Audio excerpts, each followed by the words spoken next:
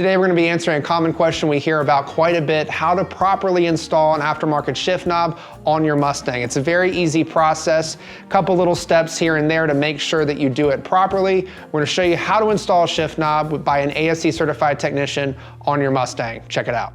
Before you remove your factory shift knob, go ahead and engage the emergency brake first, because your car will need to be in neutral in order to install the shift knob. All you need for installation is some blue thread locker and your shift knob. In order to remove the factory shift knob, go ahead and turn the shift knob counterclockwise until it's fully removed.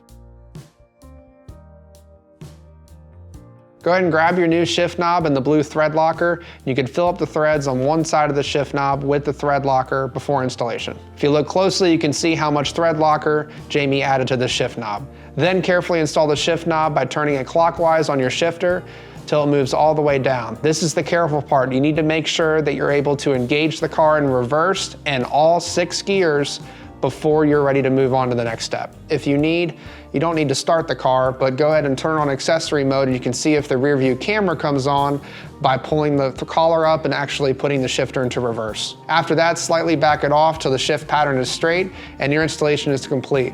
All you'll need to do is let this sit overnight so the thread locker can set, and tomorrow morning you'll be good to go.